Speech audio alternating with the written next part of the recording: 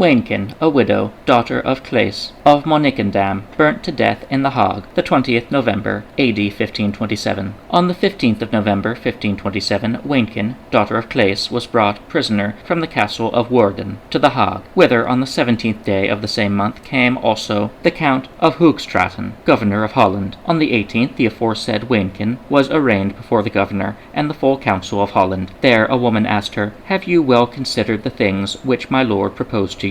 Answer, "I abide by what I have said." Question, "If you do not speak differently and turn from your error, you will be subjected to an intolerable death." Answer, "If power is given you from above, I am ready to suffer." John 19:11. Question, "Do you then not fear death which you have never tasted?" Answer, "This is true, but I shall never taste death, for Christ says, 'If a man keep my saying, he shall never see death.' John 8:51. The rich man tasted death and shall taste it forever. Luke 16:23. Question, "What do you hold concerning the sacraments?" Answer, "I hold your sacrament to be bread and flour, and if you hold it as God, I say that it is your devil." Question, "What do you hold concerning the saints?" Answer, "I know no other mediator than Christ." 1 John 2:19. Question, "You must die if you abide by this." Answer, "I am already dead." Galatians 2:19. Question, "If you are dead, how can you speak?" Answer, "The Spirit lives in me, the Lord is in me, and I am in him." John 14:20. Question, "Will you have a confessor or not?" Answer, "I have Christ, to him I confess. Nevertheless, if I have offended any, I would willingly ask them to forgive me." Question, "Who has taught you this opinion, and how did you come to it?" Answer, "The Lord who calls all men to him. I am also one of his sheep, therefore I hear his voice." John 10:27. Question, "Are you alone called?" Answer, "No, for the Lord calls to him all that are heavy laden." Matthew 28:11. After many like words, Weynken was led back to prison. During the 2 following days she was entreated and tempted by various persons, namely by monks, priests, women, and her nearest friends. Among others, a woman came to her, prompted by sincerity, who commiserated her after this manner: "Dear mother, can you not think what you please,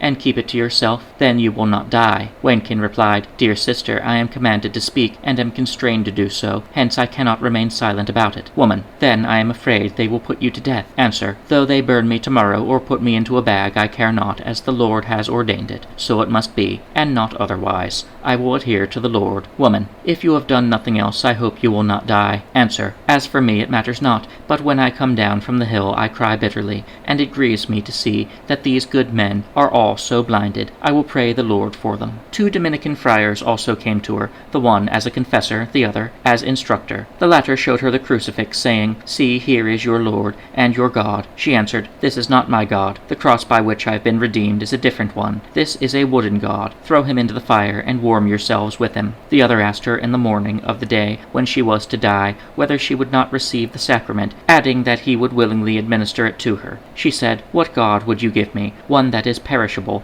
and is sold for a farthing." And to the priest or monk who rejoiced that he had read Mass that day, she said that he had crucified God anew. He said, "It appears to me that you've fallen unto error." Weynken replied, "I cannot help it. My Lord and my God, to whom be eternal honor, praise, and thanksgiving, Revelation 4:11, has thus given it to me." Question, "What do you hold concerning the holy oil?" Answer, "Oil is good for salad, or to oil your shoes with." 1 Timothy 4:4. In the middle of the week she was brought before the court, and when she came into the hall, the monk went up to her and held the crucifix before her face, saying, "Do you recant before sentence is passed?" But Weynken turned from the crucifix, saying, "I adhere to my Lord and God. Neither death nor life shall separate me from him." Romans 8:39. As she stood before the judge, the monk whispered in her ear, "Fall down upon your knees and ask the Lord for pardon." She replied, "Be still. Did I not tell you that you should not draw me from my Lord?" The Dean of Naildwyck, sub-commissary and inquisitor, read the sentence in Latin from a document, and repeating it in Dutch, said briefly that she was found to be in error with regard to the sacrament, and that she immovably adhered to it. Hence he decided that she was a heretic, and delivered Weynken to the secular arm, with the protest that he did not consent to her death. He then retired from the council, together with his 2 associate ecclesiastics. The chancellor immediately read that she, as reported, had been found obstinate, which could not be passed by without punishment, and that she should be burnt to ashes, and all her property be confiscated. Then Weynken said, "Has all been done now? I beg you all, that if I have harmed or offended any, you will forgive me." The monk then said to her, "Now for once kiss your Lord and God." She answered, "That is not my Lord." As they were leaving the council chamber, the monk said to her that she should call upon her lady to intercede for her. She replied, Our Lady is well content in God. Monk, call upon her. Weynken, we have Christ who sitteth on the right hand of his Father. He prays for us. Romans 8:34. On her way from the hall to the scaffold or place of execution, the monk said, Behold, for once, your Lord, who died for you. Weynken, that is not my Lord and my God. My Lord God is in me, and I in him. Monk, consider, will you condemn all these lambs, and are they all condemned? Weynken, not all. Judgment belongs to God. Hebrews 10:30. Monk, do you not fear the severe judgment of God? Weynken, God comes not to condemn sinners, but to give them peace. Luke 9:56. Monk, do you not fear the sentence which you must suffer in the fire? Weynken, no, for I know how I stand with my Lord. On the scaffold there stood one, who said to Weynken, Mother, turn to the people, and ask them to forgive you, if you have offended any. Thus she did. Then she assisted the executioners to put the powder into her bosom. Here the monk again tempted her with the cross, but she pushed it away with her hand, and turned around and said, How you tempt me! My Lord and my God is above. She then went gladly, as though she were going to a marriage, and her face did not once betoken fear of the fire. The monk said, Will you not always and firmly adhere to God? Weynken said, Yes, indeed. Monk, now you will have to go into the fire. Do recant. Weynken, I am well content. The Lord's will must be done. Monk, this is not the will of the Lord. The will of God is your sanctification. The executioner said, Mother, cleave to God, and do not suffer yourself to be drawn away from him. In the meantime, this pious heroine went alone undauntedly to the bench and stationed herself at the stake at which she was to be burned, saying, Is the bench firm? Will I not fall? The executioner then made ready the ropes with which he was to strangle her. The woman took off her neckerchief or veil and put the strap around her neck. Then the monk exclaimed, Mother Weynken, will you gladly die as a Christian? Answer, Yes, I will. Question, do you renounce all heresy? Answer, I do. Monk, this is well. Are you also sorry that you have erred? Answer, I formerly did err, indeed, and for that I am sorry. This, however, is no error, but the true way, and I adhere to God. When she had said this, the executioner began to strangle her, which, when she felt it, she cast down her eyes and closed them, as though she had fallen into a deep sleep, and gave up the ghost, on the 20th day of November, A.D. 1527.